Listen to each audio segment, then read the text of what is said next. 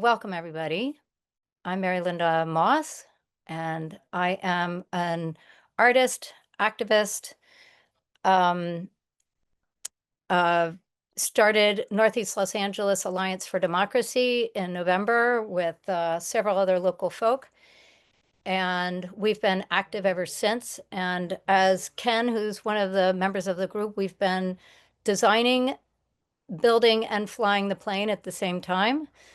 There's been a lot of groups that have been on the ground working for many years. It was a worth fighting for mass call that got it started, and they ended up not intending to go beyond the election. So a few months later, they went away, but we stayed on and we got connected with a bunch of other groups up and down the coast, and that's how the West Coast Call started.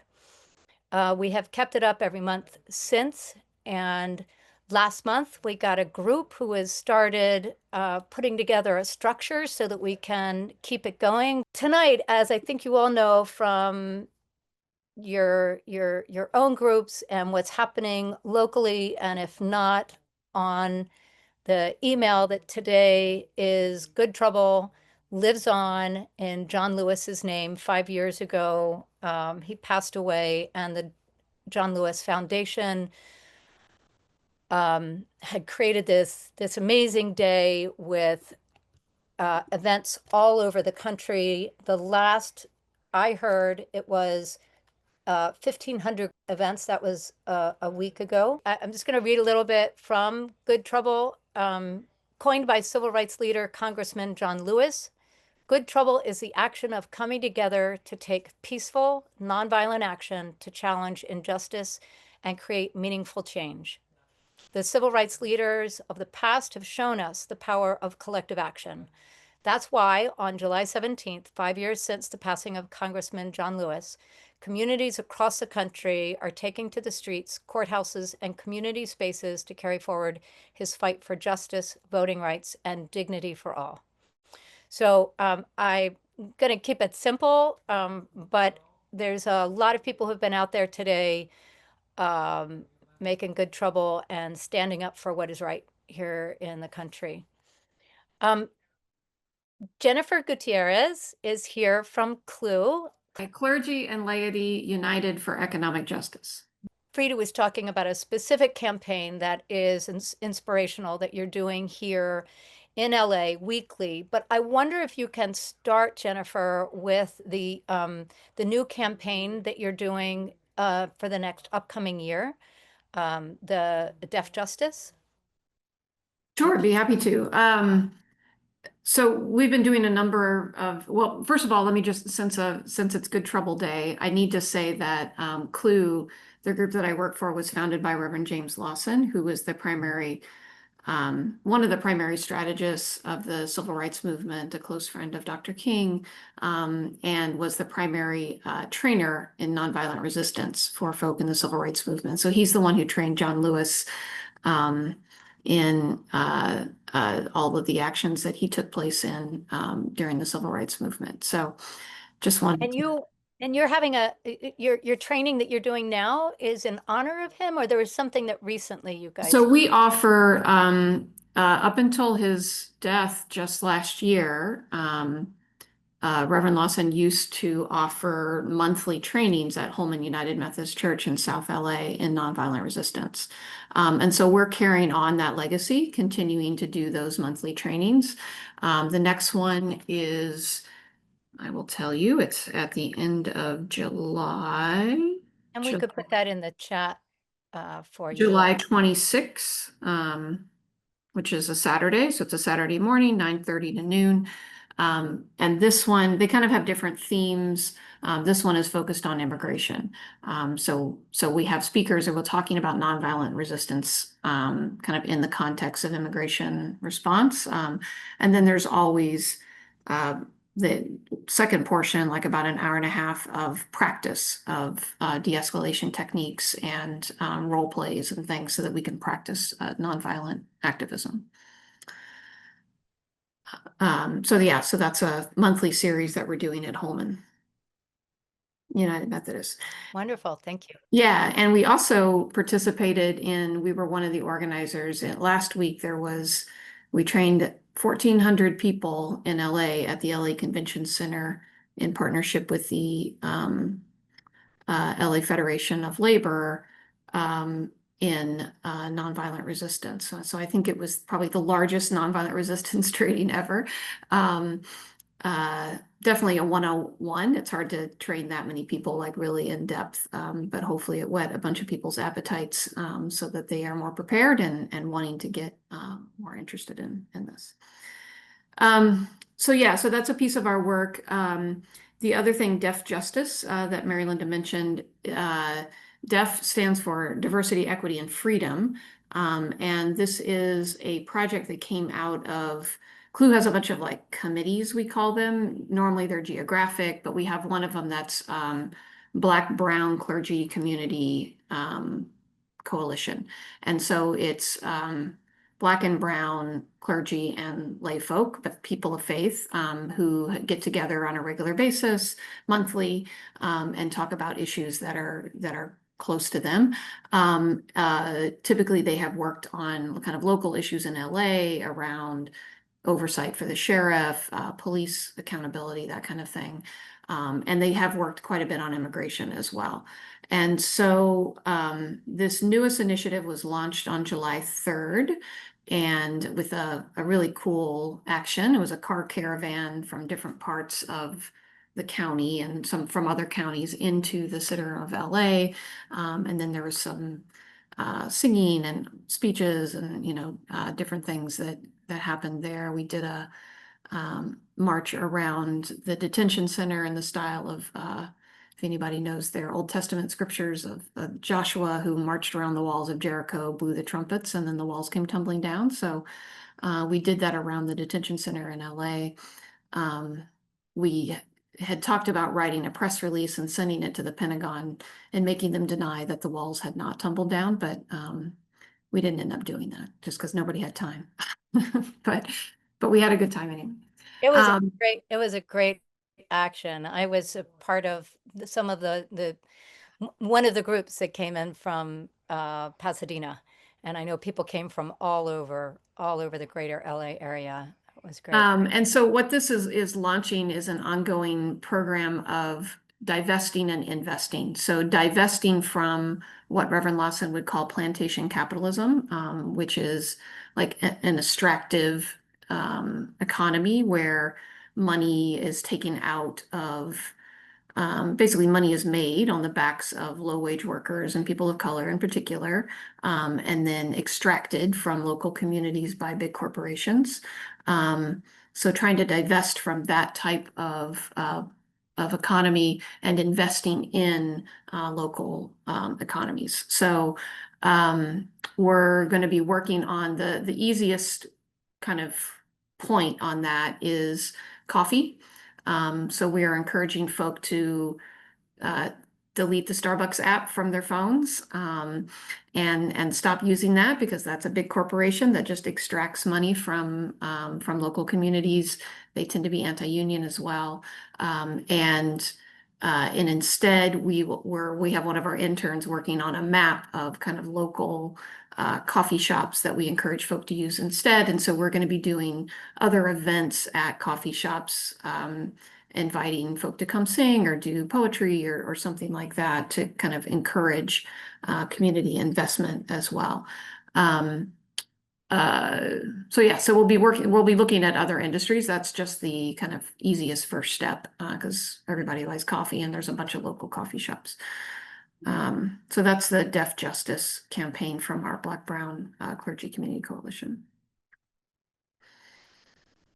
Thank you. And one of the things that, I mean, we also are working on a boycott campaign, and maybe we could talk a little bit later about how others can get active in joining in with those kinds of actions and recreating them in their own areas. Yeah, love to do that. Yeah, and then speaking about that, please do share with us about your weekly vigils and what inspired them, the vigils you're doing in downtown LA. Am I breaking up? It looks like I can maybe hear I you. am. I can hear you. If, okay, if you could share that as well, that would be great. Yeah. So I'm going to put a toolkit in the chat when I'm kind of done describing it that folk can use to help kind of create their own vigils. But so this started from some women that we work with on different economic justice and immigration justice campaigns who were looking at their history and looking at what was called the Mothers of the Disappeared in Argentina, a group of mothers that had got together during the uh, authoritarian regime there, and basically because their children were being disappeared, and protesting at the main plaza, like asking, where are our children, and calling themselves the Mothers of the Disappeared. And so when the ICE raids got really intense, about a month and a half ago in Los Angeles, this group of women came together and started doing what they call themselves the Godmothers of the Disappeared.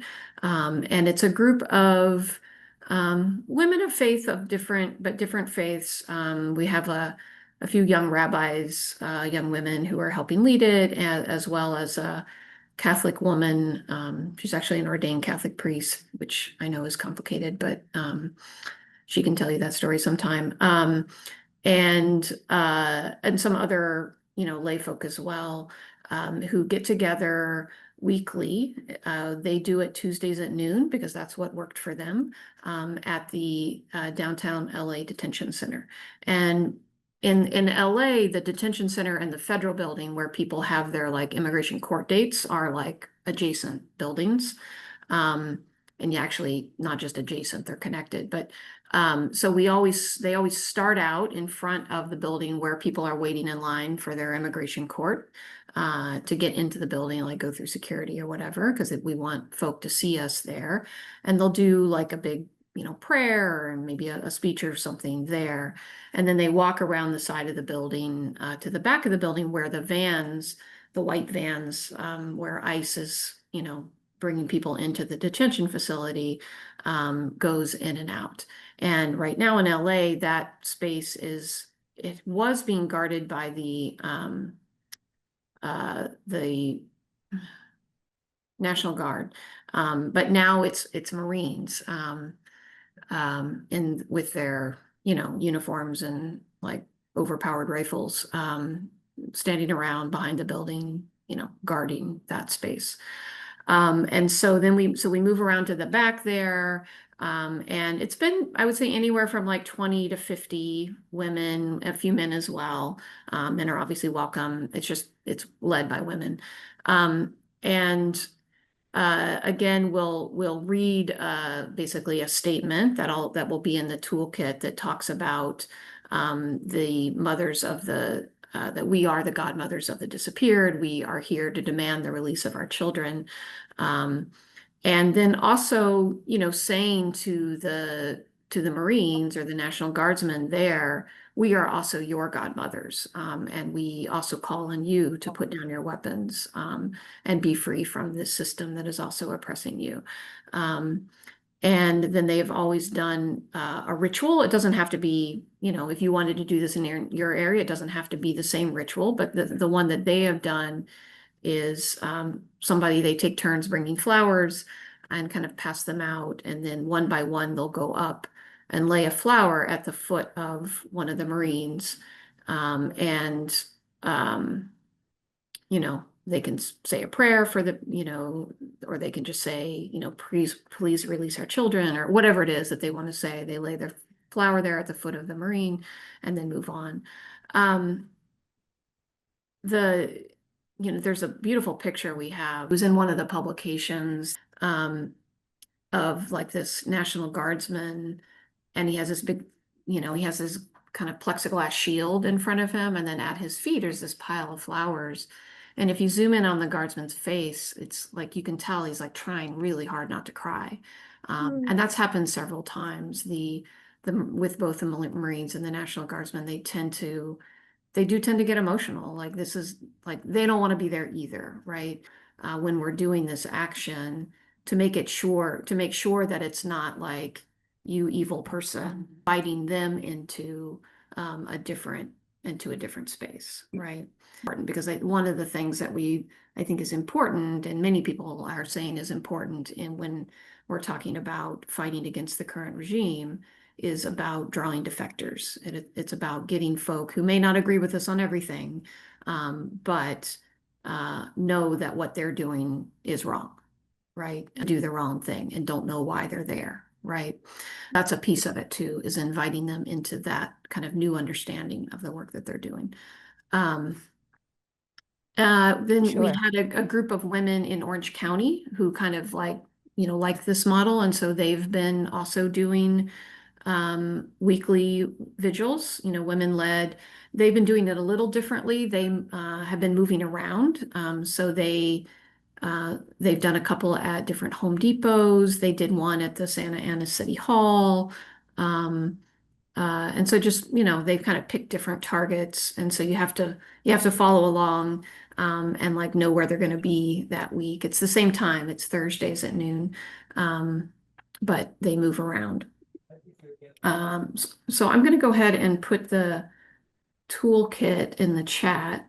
And then what you'll see if you go into the toolkit is you'll see kind of one of our flyers for the vigil that's for next week.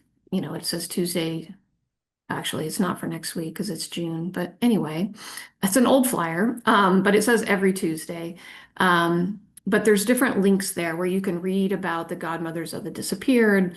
You can create your own bilingual flyer. You're welcome to use, like, I love the idea of this same graphic appearing, all across the West Coast or even across the country as, maybe these vigils pop up in different areas. So you're welcome to use the same style and graphics, just slap your own logo on there. There's an outline for the vigil that you could, do what you want, but use the pieces of it that make sense in your context. And then there's some song sheet, and then the ritual, the flower ritual that we do is on there as well. So you'll see all those links kind of if you scroll down just a bit under the flyer. So I don't know if anybody has any questions. I was going to say that's perfect, Jennifer, because one of the things that we are trying to do here in general is that kind of template way to continue and amplify an idea that we don't have to reinvent the wheel. We can continue doing that. We can take advantage of what is being done already. Thank you, Jennifer, and thank you, Mary Linda. I just wanted to say that this is a really creative idea, both because it draws on the experiences of women in Latin America, and also because it really fights this narrative of the Trump administration that immigrants and those who support them are criminals. It shows the humanity of the struggle. And by having mothers at the center of it and having the participants call themselves godmothers of the disappeared, it just gives so many important messages that it's women who are not only immediate mothers, but godmothers, we're talking about people who are being abducted by a repressive government. So I just think it's beautiful, symbolically, conceptually, and I really hope that this can be replicated in other places. And I also heard Jennifer on NPR just a few days ago, and it was great. Jennifer, you made an impact. I was so happy to hear you on NPR in the morning. So this is making an impact, and we should follow through on it wherever we can. Thank you. Thank you. I just wanted to respond to one of the questions in the chat. We have not gotten pushback, if you mean like from, I mean, Depends what you mean by pushback. So the first week when we started, that the federal building was still very like militarized. And so we, went up to the steps and tried to walk up the steps and were told to like stay on the sidewalk, which fine. Um, uh, so that we've gotten that kind of pushback. And the Marines, like, they have really large guns. They are imposing. Um, we've had a couple of times where folk who are just out on the street, it's downtown LA, so who knows who they are, have kind of agitated a little bit. And I think it's more just their own mental illness issues, that they've dealt with. So we do have a couple of people that we've assigned beforehand, who are going to be the assigned like de-escalator, to kind of pull that. So if somebody's up doing a prayer and then somebody else is trying to get in their face, then it's the job of those like 2 or 3 de-escalators to kind of go and try to pull that person aside and talk with them and listen to them or whatever needs to happen so that they can stop, kind of taking the focus away from the main point of the action. But other than that, we haven't gotten like actual pushback. And feel free to raise your hand if you have a question for Jennifer. Claudia. Yes, Claudia. Hi, Jennifer. Thank you so much for presenting. This is so impactful. I was wondering, so for those of us that are kind of having this 9 to 5, or maybe I'm also asking to the group, I think this is such a powerful way to be present, and for both those that disappeared and also those that are standing there in uniform, as you say, trying to win over the centers. Is anybody planning anything outside of working hours on a regular basis, or should we start it?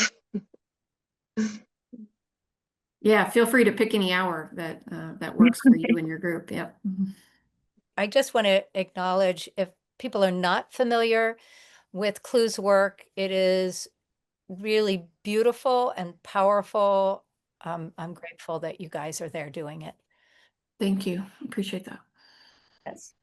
So I am going to introduce someone who I've just been speaking with this week, Daniel Talamantes.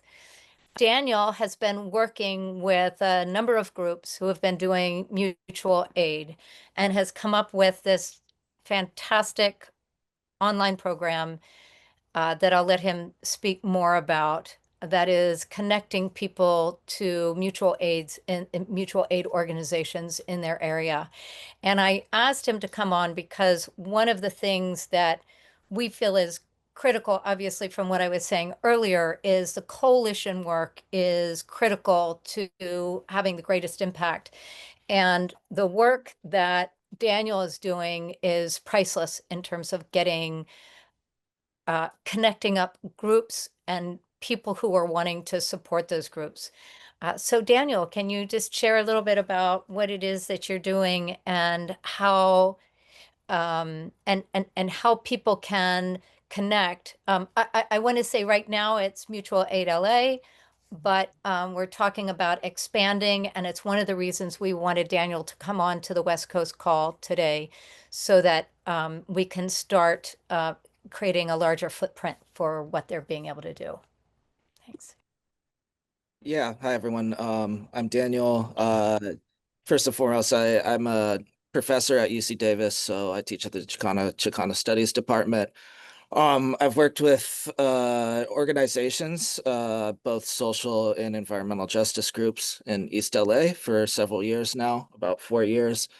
Primarily located in La Puente area, El Monte, Hacienda Heights, Avocado Heights, and these are all kind of adjacent to the city of industry. So clearly there's a lot of issues regarding zoning, historical zoning, depositions of different types of cumulative impacts like pollution and such. So, we've had multiple different types of initiatives and programs in our different organizations. There are multiple coalitions in the area. And, the most pressing today at this time is to help and assist families and support families that are under threat, under risk, and under pressure, significant stressors from the presence of ICE in their neighborhoods that are for sure targeting these neighborhoods to a larger degree disproportionately than the rest of LA.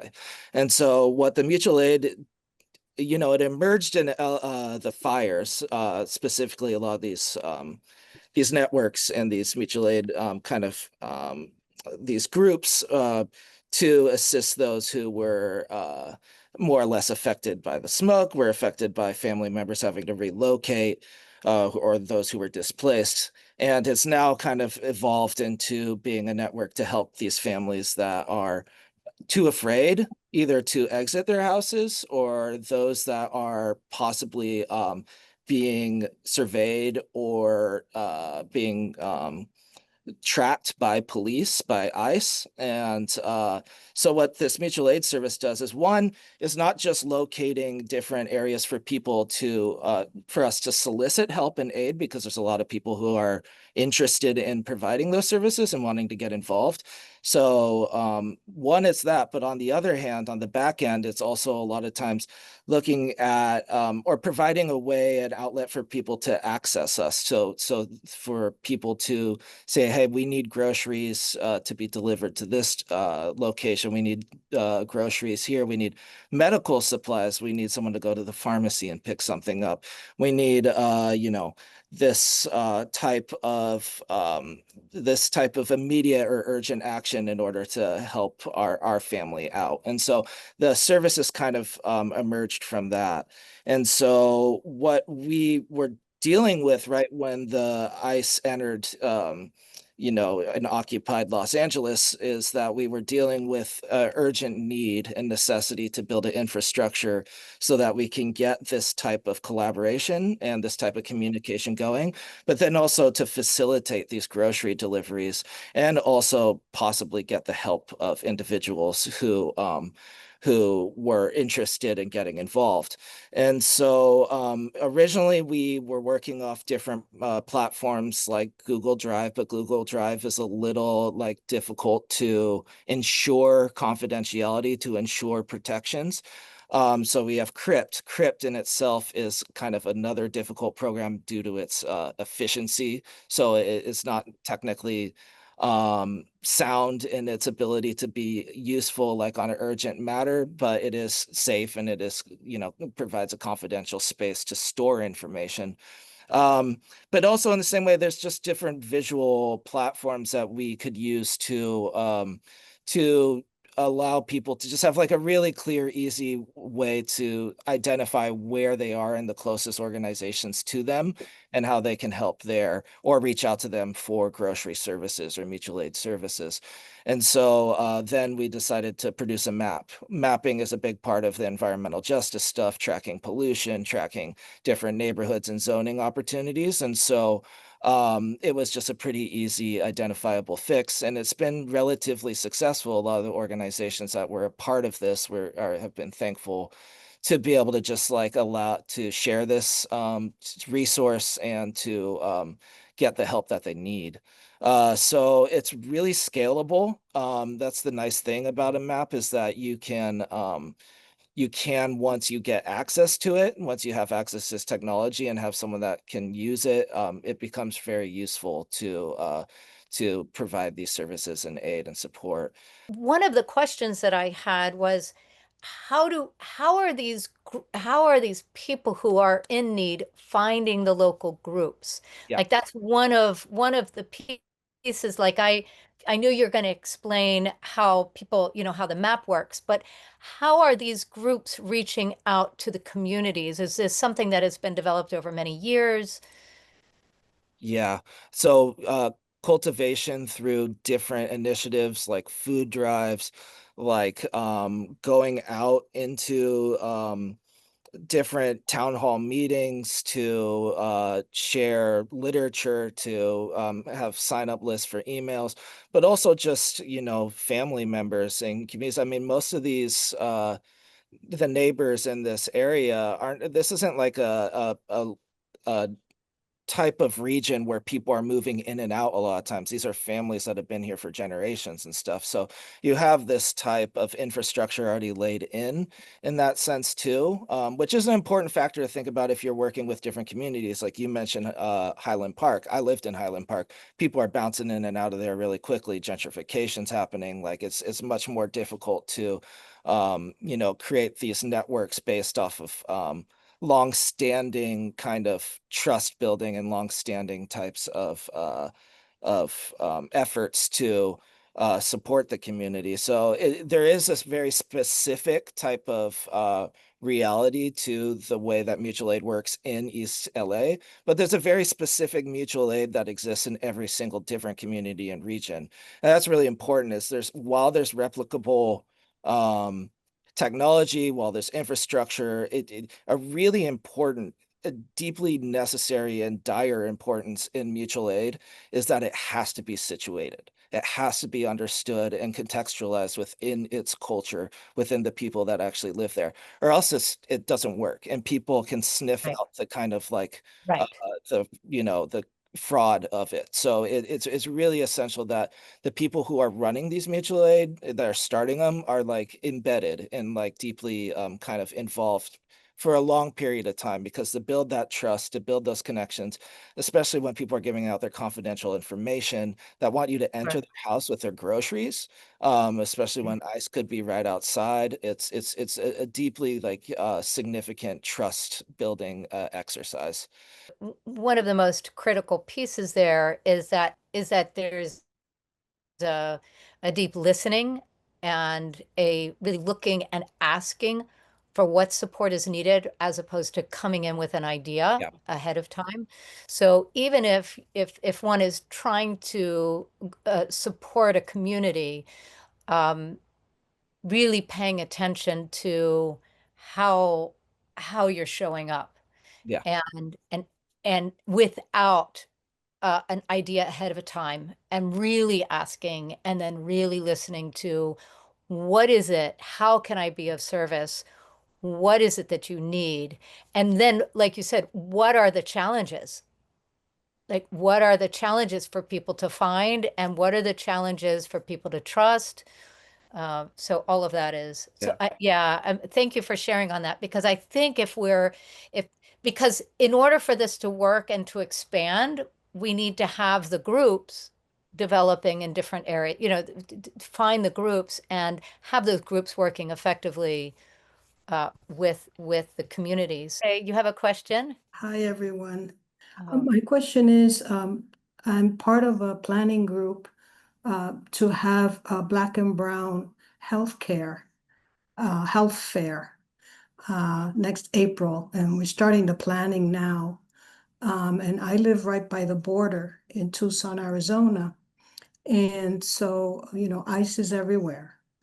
And I was wondering if anyone has any suggestions as to what kind of protections can we build into our planning, to make sure that our families are going to be safe and secure for our fair. Daniel, do you have thoughts on that? Yeah, it's they're lawless, ironically. So I think it's really a matter of who can attend, how you attend, and really just if there are people who are vulnerable to a possible raid, then it's probably best just to avoid it. I mean, I wish I had a better solution. If you somehow have made peace and familiarity with the local law enforcement, maybe there could be a protection there, but they are obliged under recent legislation to comply really to any ICE agents. And as long as they're not bounty hunter thugs, then maybe there's something there. But I really think if anyone is, vulnerable to being detained, then it's really just a matter of keeping them safe. And like if you're providing a health fair, you know, maybe there's a possibility where you guys can work out a system where you have a group that goes out and helps others in different houses. And so like, hey, I have a family member here, like, can you like go and meet them at this certain time? That would be my only suggestion, because otherwise, you know, taking them into a public space, these, you know, these agencies don't care anymore. They're in the court. I'm in Sacramento right now. They're waiting in a, you know, conference room right next to the ICE court hearings, and they're taking children that are 8 years old, you know. And it's not really who have disabilities. They don't care. It's lawless, and they're changing the rules by the day. So that's my take on it. Maybe someone has a more constructive. Amanda, you have your hand up. Yes, I actually thought it was a great thing that came up in the chat from Kendra and worth bringing up, because the point about like California being a sanctuary state or sanctuary cities and being in Oregon, Kendra seems to share that there aren't quite as many widespread ICE raids. But Daniel, I was thinking, do you want to talk a little bit about sanctuary cities, states? Do you think, is that making a difference? What are you seeing? The sanctuary states are targeted. It's almost like at this point, like if you claim sanctuary city, you're going to be like top of the list for infiltration. It's providing nothing. There's legal infrastructure in LA to where you know, the city's claiming, the DA is claiming that, like, you know, you can the ICE can be eligible for some lawsuits if they detain people, what, you know, without justification, but it's applied, it's impossible. The ICE is plenary power. It's under the executive branch. It's not under the jurisdiction of the judicial branch. So it just operates in an entirely different system. And I have not seen sanctuary cities really effectively do anything except for show support and empower people to show up and be a part of these communities and develop a culture of resistance. But along, you know, aside from actual like effectiveness on a legal, you know, status, it's not preventing anything, honestly. Yeah. I mean, there are steps that areas that are making of the, you know, anti-Secret Service bills that are getting put in place, and cities that are putting in place laws further claiming the lawlessness, right? So that's what's happening, but we're not seeing at this point it impacting the actual kidnappings that are happening. But it maybe, hopefully it will, but we don't know. It's, you know, it's really their plan all along. And ICE and Homeland Security was started as a racial, you know, as a racist.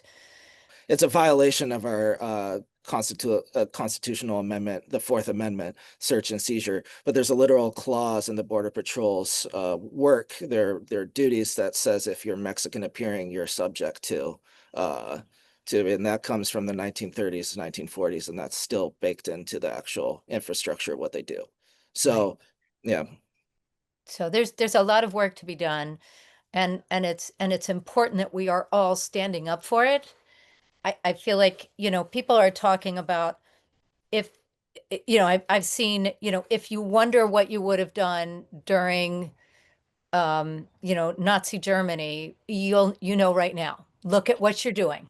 It's like, right. Who are you? How are you standing up? And so we're all here. And so thank you all. We're all doing everything that we can. And that's why it's such critical work. And the thing is, you know, who's next? It's like, there's just going to be this whole line. I mean, they want to get rid of educated, artistic, creative activists, anybody who is speaking out against that very narrow, very focused plan. And it's all in Project 2025. So I can imagine a lot of us feel the same way, of it's just so outrageous that it's all I can say is no, and then be here. Can you speak a little bit then maybe about the map itself? This is the published version. It's really simple. So this was off of, you know, the request from the organizers, the main organizers, is, you know, in multiple languages, so that we can reach out and make sure people can understand what's available. for them in their areas. And really, it's as simple as just putting together the addresses, a basic description of what the store or the organization provides, and then a link to the Instagram and a link to their website if they have one.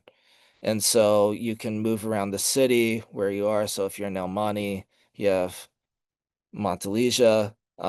They actually were just shut down by the city of El Monte like 2 days ago. So I actually probably have to take them off of this due to their activities with mutual aid and stuff. So this is part of the issue of being, in mutual aid, is that a lot of times the city isn't favorably looking at your organization. So you're subject to zoning issues and like permitting issues as well. So something to always consider. But yeah, I mean, and this is really the extent of the map. It's relatively simple, easy to use, but it's been really useful for getting folks involved in their areas and not feeling as lost, like scanning through different Instagram search engines and stuff like that to try to find, using keywords to try to find their local, mutual aid organization. So, So yeah. thank you. And I just want to speak to, for accessibility, that the map that we're looking at is a map of Los Angeles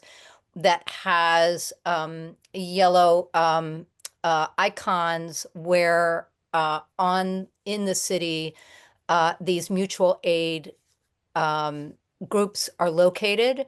And then there's information also on the page of each group so that one can look up and find out. And Daniel, there's information about both how to get aid and how to support, right, to contribute or volunteer in these groups, right?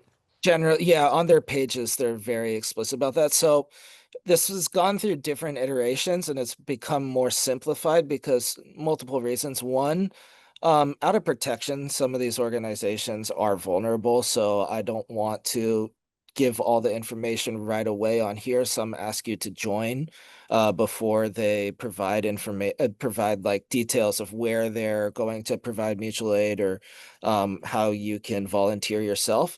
So for one, it's out of protection for these organizations, but two, due to the nature of what they do, they have to shift their priorities and they have to change their locations often, as I was just mentioning with that group in El Monte. And, at certain times they have access to different groceries and different types of care or services, but then other times they don't. So it's really hard to actually pin down specific times, what they can do at certain times. And that's kind of the actual reality of running mutual aid organizations as well.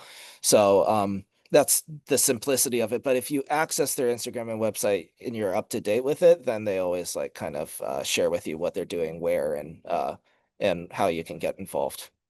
The intention is that we're looking to build this out. And so in order to do so, what we're looking for groups to do is to find the mutual aid groups in your area, connect with them, and then have them connect with the mutual aid group and Daniel. So we'll probably have them back again next month, but you can also email in the meantime. So what we're looking for is to expand. And so the technology is expandable.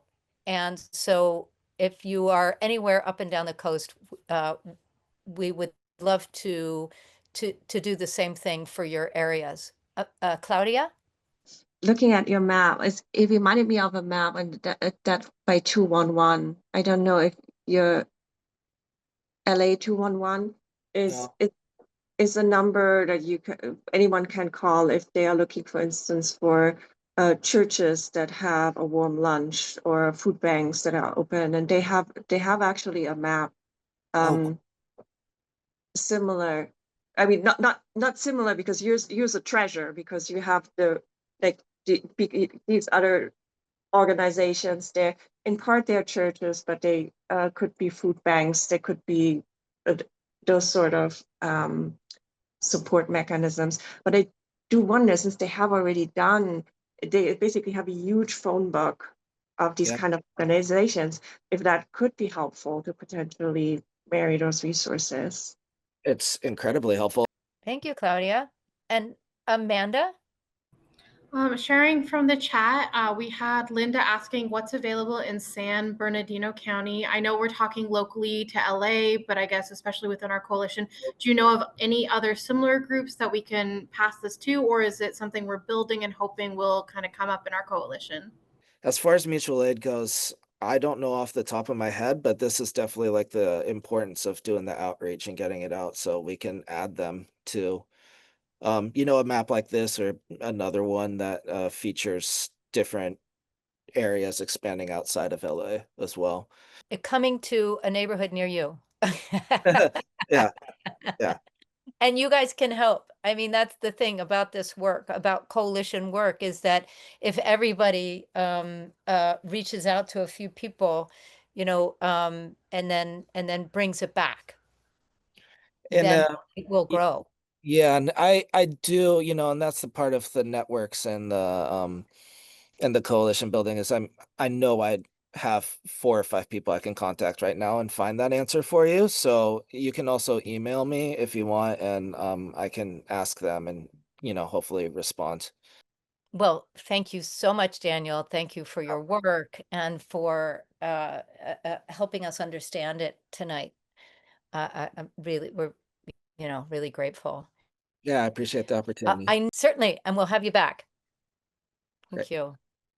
Claudia and I have been kind of working together with the coalition from the beginning, both Democracy Action Network and NELA Alliance for Democracy at the same time started coalition calls, and then we joined together, and that's how the Signal Group started. We're all doing all of this really hard, really important, heart-based work that is critical right now. And we all want it to be as effective as it can, but it's also just as important how we go about the work as the work that we're doing. And so the idea of non-hierarchical, collaborative, consensus building work is not necessarily the easiest to do. But our trainings group is, putting together a training session. What we decided for the first training session was to do, to how to structure a group in the most effective way using those practices. And the idea is that you have spokes, committees, groups, however you want to say it, and each of those groups has an internal facilitator and an external coordinator, and that those coordinators then talk. And we're talking about each group being able to benefit from that kind of system, but also the coalitions, because as we've seen and have experienced, there's been beautiful, amazing support and amplification and sharing and replicating, toolkit sharing between these groups. But it's a lot, and it can be too much and chaotic. To have 30 to 50 groups, even if it's mainly just the leaders in the group, everybody, so it's not hundreds of people, it's still a lot of information. And where was that flyer that somebody put in 2 days ago that I wanted to share with my group? So we're talking about creating a system and a pipeline, perhaps a website, but we as the Greater LA Coalition are going to pull together the beginnings of an idea and then invite the group to chime in and create that structure. And then as the West Coast group, a number of us got together recently and started that as well. So all of that with the intention of being most effective and it not being hierarchical. There's nobody in charge, but there are people who are responsible and take responsibility and are accountable for different pieces of it. So, and if I just, because not everybody is familiar with Signal, so Signal is a encrypted, so more secure way to be communicating and chatting as opposed to regular text. So anybody can get the app and then join with the link. So Melora, I see you have a question. Hi there. I want to thank all of the speakers tonight. Thank you so much for what you're sharing and what you're doing. And the link that I'm seeing between everything that we're talking about tonight is about relationship and creating networks where we're supporting each other and we're caring for each other. And that's really the ethic and the philosophy of the Pro-Democracy Coalition. Connected with the Indivisible group up here in Portland metro area, and they're trying to organize the groups within Portland metro, and I'm talking to them about that as well, so we can kind of pull it all together. Yeah. Yes, and let them know that we will be that we can share what we're learning, as I said earlier, as we're flying the plane and designing and building it at the same time. Fantastic.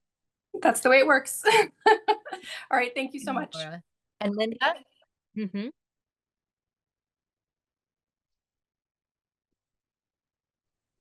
Linda? I just wanted to say that I'm interested in building a coalition in my area, and that's why I was asking about San Bernardino County. So I'll be reaching out to Daniel to see what I can do in terms of doing the work in my county. I'm very excited that you're sharing, connecting, and getting things going with San Bernardino, which I think is fabulous. Thank you so much.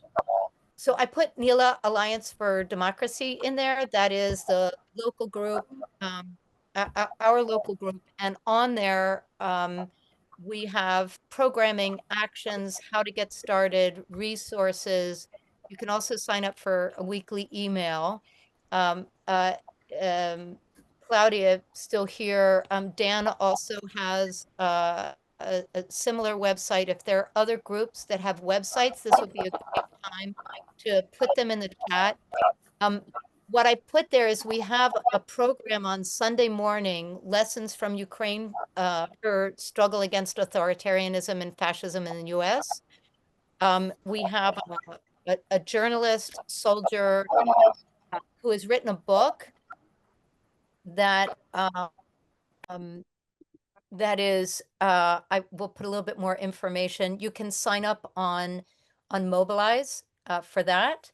We also have recordings on our program page, which I'll put a link in a minute, that have our past talks, which includes a recent talk with Frida Afari and Alahe Amani, two Iranian feminist writers and speakers who talked about the war on Iran. There's also, we have a new blog, and there's an article that Frida had written that is now on our blog page. Frida, do you want to speak to that for a moment? No, thank you. I don't have much to add, just that I appreciate your posting the article. It's called Learning from the Los Angeles Protests. I originally wrote it for a feminist journal based in Mexico. It's called Ojalá. And they contacted me and they said, you know, we're excited about what's happening in LA with that protest against ICE. Would you like to write about it? So I ended up writing an analysis of the protests and also drawing some conclusions for the resistance about where to go now, given that, you know, we still have a huge mass base, you know, for fascism in this country. And now with this budget that was passed, ICE, I mean, Department of Homeland Security got $175 billion. So we're really up for a huge challenge. And so I try to analyze that and, you know, what to do, how to think about it, how to think about proceeding in a way that's thoughtful and really aware of the problems without being overly optimistic about our circumstances. So I look forward to any comments. If anyone wants to read it and get back to me, I'd appreciate that. Or you can just go to NELAfordemocracy.org and go to our blog page, NELA News. Carol? Yeah, I just wanted to mention that Indivisible is very active here in Hawaii. And not just on Oahu, but on some of the outer islands. They have their own branches. Right. We seem to be linked up to other groups on the continent, as we like to say, because I keep getting invitations like this one to visit with other groups, and it's great to get ideas. And the other thing I wanted to add to our meeting today, which was wonderful at the library, we had several legislators come over and attend. They didn't speak. They weren't there as speakers, just in attendance, and several state senators came. So we were all very pleased about that. And the pitch was made to the governor, who I happen to think is a really good guy. He's a doctor.